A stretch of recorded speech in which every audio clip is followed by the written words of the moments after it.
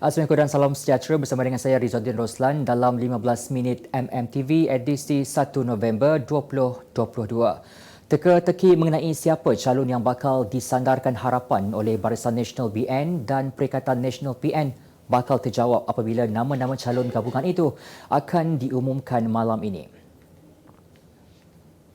Presiden BN Datuk Seri Dr. Ahmad Zahid Hamidi akan mengumumkan nama calon pada pukul 8 malam ini di Ibu Pejabat UMNO di Pusat Dagangan Dunia WTC iaitu selepas mesyuarat majlis tertinggi parti itu. Antara nama-nama yang hangat diperkatakan tidak mendapat tempat dan kedudukan masih menjadi tanda tanya ketika ini ialah Datuk Seri Syahidan Kasim, Tan Sri Anwar Musa, Datuk Seri Tajuddin Abdul Rahman dan Khairi Jamaluddin. Semalam, desas-desus nama Syahidan tidak terpilih sebagai calon di Parlimen Arau dalam PRU 15 nampaknya seakan-akan menjadi kenyataan selepas 113 bilik gerakan BN di Parlimen Arau telah ditutup selain bendera diturunkan.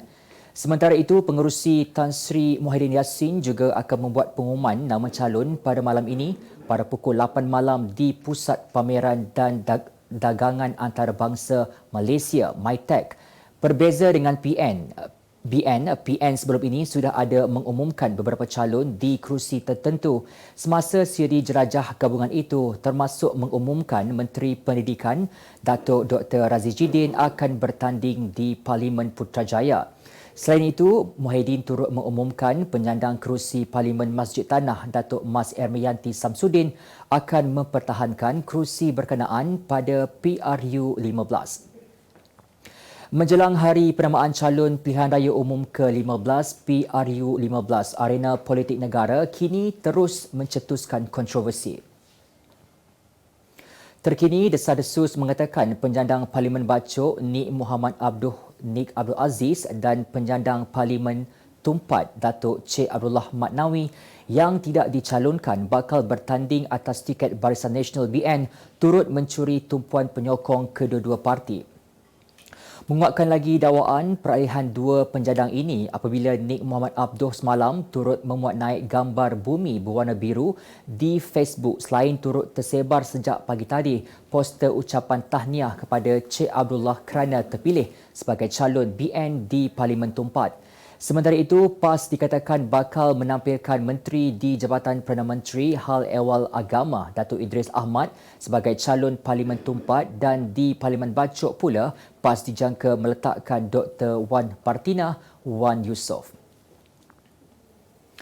Timbalan Presiden PKR Rafizi Ramli menegaskan Pakatan Harapan PH menutup kerjasama BN dan PN walaupun gagal mendapat majoriti mudah untuk membentuk kerajaan pusat selepas PRU 15. Sebaliknya, PH yang mewakili PKR, DAP dan Parti Amanah Negara memilih untuk bersama gabungan parti dari Sabah atau Sarawak bagi membolehkan pembentukan kerajaan stabil. Tambahnya, jika PH memperoleh kerusi terbanyak atau mencapai sehingga 100 kerusi, seharusnya mana-mana gabungan Sabah atau Sarawak memilih PH untuk membentuk kerajaan demi kestabilan negara. Bagaimanapun, kata calon Parlimen Pandan itu, ketika ini parti-parti dalam PH perlu terus fokus bekerja untuk meraih sokongan rakyat sekaligus berupaya memenangi lebih banyak kerusi atau sehingga 100 kawasan parlimen. Namun, kata Rafizi, sekiranya salah satu gabungan parti politik Sabah atau Sarawak menolak PH yang menang lebih banyak kerusi, seterusnya memilih untuk bekerjasama dengan BN atau PN, kerajaan yang bakal ditubuhkan itu akan menjadi lemah. Dalam masa sama, Rafizi turut mengingatkan semua pimpinan PKR dan parti komponen PH untuk tidak berunding atau berbincang belakang bagi bergabung kerana masa ini bukan masanya untuk berbuat demikian. Selepas mengesahkan dirinya tidak dijemput ke Majlis Pengumuman Calon Barisan Nasional BN di Pusat Dagangan Dunia Kuala Lumpur WTC malam ini, Ketua UMNO bahagian Ketereh Tan Sri Anwar Musa memberi bayangan akan bertanding menggunakan tiket parti lain. Bagaimanapun, beliau mengakui akan memutuskan tindakan lanjut selepas mengesahkan namanya tidak dicalonkan oleh BN di Parlimen Ketereh. Tambahnya, masih banyak pilihan parti lain yang turut membentuk kerajaan termasuk PAS, Parti Pribumi Bersatu Malaysia Bersatu yang turut berada di bawah Perdana Menteri yang sama. Hingga kini, penyandang kerusi Parlimen Ketereh itu mengesahkan dirinya belum dilamar oleh parti lain untuk menjadi calon dan mengakui dirinya masih milik UMNO. Apa yang ada dengan Media Mulia Sendang Berhad? Di Media Mulia kami memaparkan berita-berita terkini, tepat dan sensasi menerusi Utusan Malaysia dan juga Kosmos. Berita-berita berkenaan isu semasa, politik, hiburan, sukan, laporan khas. Pelbagai segmen seperti program diskusi dan bual bicara. Korang yang dipaparkan berkongsikan pemikiran baharu dan suara kontemporari. Mendapatkan perkembangan berita semasa melalui laman web dan juga platform media sosial kami, Utusan Online dan Kosmo Online. Negara terus berdepan isu kekurangan tenaga buruh asing dalam industri sawit memandangkan jumlah tenaga tempatan hanya meningkat kira-kira 0.6% tahun ini. Timbalan Menteri Perusahaan, Perladangan dan Komoditi Datuk Seri Dr. Wee Jack Seng berkata sehingga bulan lalu Malaysia hanya menerima kemasukan seramai 13,000 buruh asing berbanding 100,000 orang yang diperlukan khusus untuk aktiviti perladangan. Katanya sejak sawit dibangunkan secara komersial, aktiviti ladang bergantung kepada tenaga buruh dari Indonesia terutamanya untuk penyelenggaraan ladang dan penuaian buah tandan segar. Mengulas lanjut, Jack Seng memberitahu bahawa masalah berkenaan dijangka dapat diatasi apabila penggunaan sepenuhnya jentera dan mesin berteknologi tinggi dalam tempoh 5 tahun akan datang. Kementerian Kesihatan KKM akan memantau semua pintu masuk negara bagi memastikan kemasukan produk makanan baby nanas ke negara ini dan pasaran tempatan mematuhi Akta Makanan 1983. Pengarah Kanan Keselamatan dan Kualiti Makanan KKM Norani Ehsan berkata pihaknya sudah mengenakan pemeriksaan dan mendapati sebanyak 11 daripada 115 sampel baby nanas yang diimport didapati mengandungi siklamat yang juga sejenis pemanis tanpa zat yang memberikan rasa manis sehingga 30 hingga 50 kali lebih daripada gula sakrosa. Tambahnya, siklamat dibenarkan dalam makanan tertentu namun siklamat tidak dibenarkan ditambah di dalam buah-buahan segar termasuk yang dikupas atau sedia dimakan. Sementara itu, Seksyen 13B Akta Makanan 1983 memperuntukkan tiada seorang pun boleh menyediakan atau menjual apa-apa makanan yang diadukkan dengan apa-apa bahan penambahan yang tidak dibenarkan. Mereka yang didapati melanggar peruntukan itu boleh didenda tidak lebih RM20,000 atau penjara selama tempoh tidak lebih 5 tahun atau kedua-duanya sekali. Pihak berkuasa di Bandaraya Seoul menerima 355 laporan individu hilang yang dicari menjadi mangsa tragedi rempuhan ketika pesta Halloween di Itaewon kemarin. Polis Seoul dalam kenyataan memaklumkan siasatan lanjut berkenaan insiden itu masih berlangsung bagi mengenal pasti senarai mangsa yang hilang. Ujarnya, seramai 60 pegawai diarah pergi ke 50 hospital untuk memberi sokongan kepada ahli keluarga mangsa yang terkorban dengan kebanyakannya berusia lingkungan 20-an. Dalam pada itu, timbul beberapa persoalan baharu mengenai kelemahan pengurusan sistem keselamatan dalam pesta berkenaan. Sementara itu, Presiden Korea Selatan Yoon Suk Yeol mengarahkan penyiasatan penuh dan berjanji tragedi seperti itu tidak akan berulang lagi.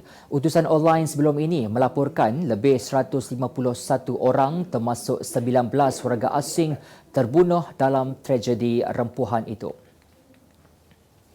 Sebuah syarikat perkhidmatan kereta api di Switzerland mencatat rekod dunia kategori kereta api penumpang terpanjang di dunia. Kereta api sepanjang 1.9 km milik syarikat Ratian Railway itu melakukan perjalanan di sepanjang laluan Abula Bernina dari Bandar Preda ke Bergun dengan terdiri daripada 100 buah gerabak.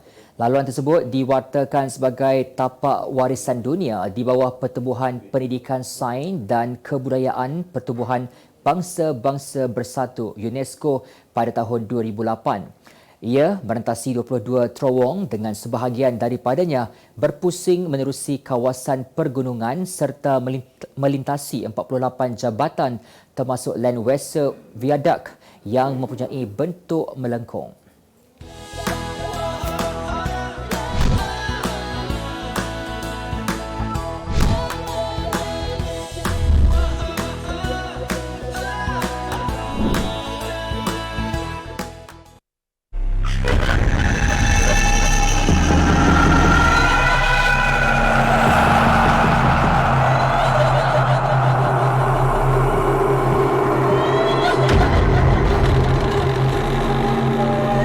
Baiklah, bertemu kembali. Bursa Malaysia Berhad mencatatkan keuntungan selepas cukai dan zakat PAT sebanyak 177.6 juta ringgit untuk tempoh kewangan 9 bulan berakhir. Ia susut 38.8% daripada 290.3 juta ringgit yang dilaporkan dalam tempoh sama tahun sebelumnya. Penurunan dalam PAT disebabkan oleh hasil operasi yang lebih rendah sebanyak 24.6% kepada 445.2 juta ringgit daripada 590 juta ringgit pada tempoh sama 2021. Ketua Pegawai Eksekutifnya Datuk Muhammad Omar Swih berkata situasi global dan persekitaran kadar faedah yang lebih tinggi terus mencabar perniagaan pasaran sekuriti Bursa Malaysia. Dalam tempoh tinjauan juga, pasaran sekuriti mencatatkan hasil dagangan sebanyak 203 juta ringgit, penurunan sebanyak 43.6% berbanding 359.9 juta ringgit pada tempoh sama tahun lalu. Kenaikan kadar dasar semalaman OPR dijangka sebanyak 25 mata asas pada 3 November ini dilihat tidak membebankan pembeli dan memberi kesan kepada tempahan kereta. Presiden Persatuan Automotif Malaysia MAA Datuk Aisyah Ahmad berkata bayaran pinjaman bulanan kereta akan meningkat sedikit dan tidak membebankan.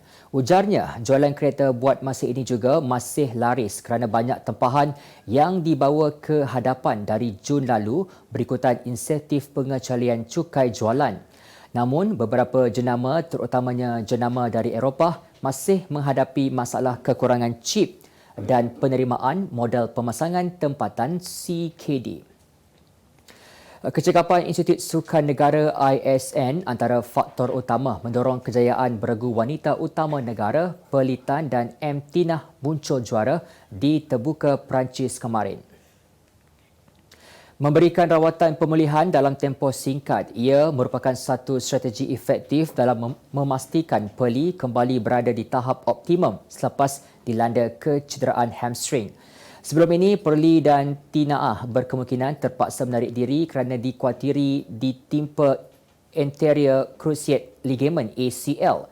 Bagaimanapun, diagnosis awal daripada pihak ISN serta rawatan berterusan membolehkan mereka meneruskan penjejaan sekaligus melakar sejarah menjadi beregu wanita negara pertama memenangi Terbuka Perancis sejak ia diwujudkan pada tahun 1908. Sementara itu, sebanyak 4 pegawai ISN turut ditempatkan bersama skuad badminton kebangsaan bagi memastikan tahap kecergasan Pearly dan kesemua pemain badminton negara berada di tahap tertinggi. Pemain tengah Manchester City Kevin De Bruyne tidak menolak saingan Piala Dunia Qatar 2022 hujung bulan ini akan menjadi penampilan terakhirnya pada kejohanan tersebut. Pemain berusia 31 tahun itu tidak pasti apa yang akan berlaku dalam tempoh 4 tahun akan datang. Namun, dia percaya Piala Dunia kali ini bakal menjadi satu perkara paling istimewa dalam keriernya. Mahu mengulangi aksi terbaik yang ditampilkan di Rusia 4 tahun lalu, De Bruyne turut memberitahu anak-anaknya juga akan turut berada di Qatar untuk memberikan sokongan kepada Belgium. Merupakan penampilan ketiga dalam saingan Piala Dunia, nasihat De Bruyne kepada rakan sepasukan yang baru pertama kali menjejakkan kaki ke kejohanan tersebut supaya bertenang dan bermain seperti biasa. Sebagai penutup 15 minit AMTV hari ini, saksikan laporan cuaca esok Rabu 2 November 2022. Jangan lupa dapatkan akhbar utusan Malaysia dan Kosmo untuk berita-berita terkini dan menyeluruh. Sekian saja daripada saya, Rizaldin Roslan. Assalamualaikum dan salam sejahtera.